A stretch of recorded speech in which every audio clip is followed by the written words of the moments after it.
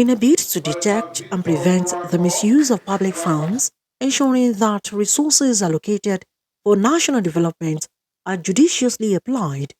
The Independent Corrupt Practices and Related Offences Commission has on Thursday announced that it will begin monitoring funds across the 774 local government areas in Nigeria.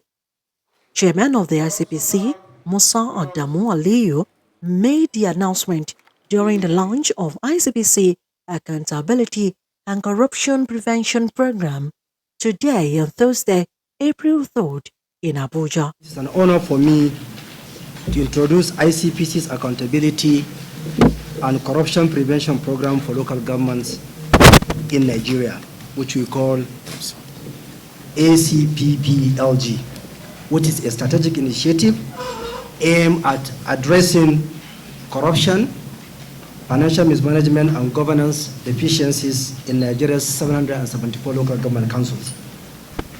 As we know that local governments play a vital role in delivering public services, however, many have struggled due to weak transparency mechanisms and the misappropriation of funds. This initiative is urgent. Over 60% of corruption cases investigated by ICPC at this level involve diversion of public resources meant for critical projects such as healthcare and infrastructure.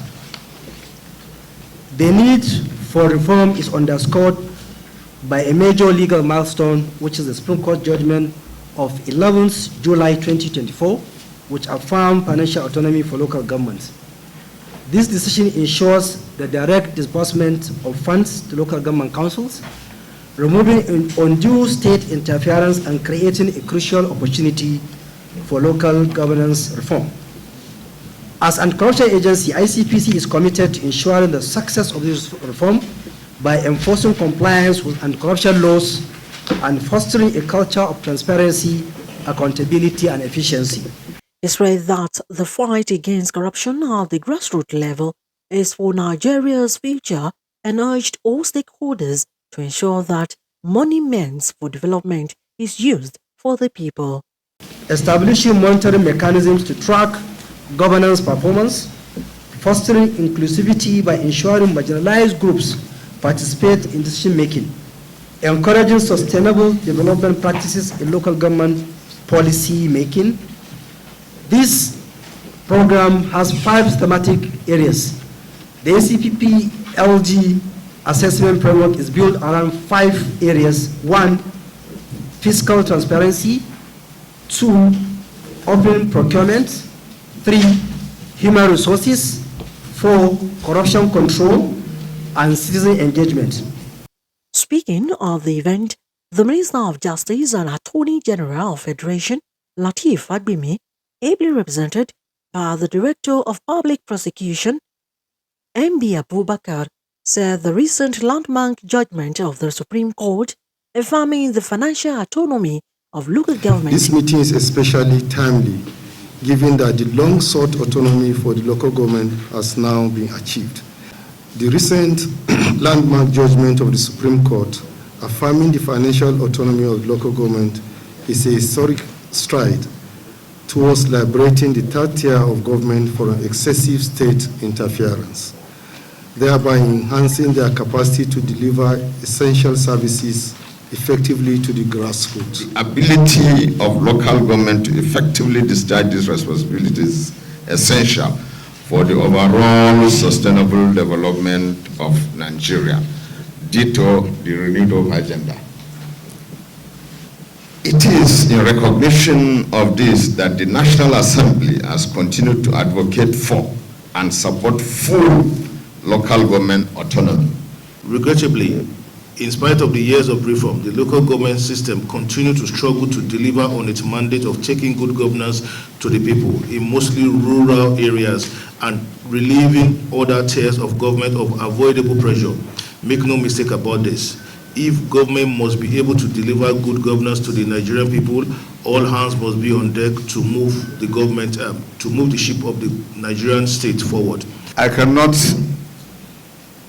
close my mouth without appreciating the National Assembly as well as Mr. President for looking into the plight of PCC this time around. I can assure you, ladies and gentlemen, in the next few weeks, you will start knowing and hearing about PCC. Because under the 2025 budget, Mr. President has looked and approved an increment through the proposal and support of the National Assembly. Abiding citizen, I will restrict myself to the 2 minutes and state that the NFIU is 100% behind this initiative, and that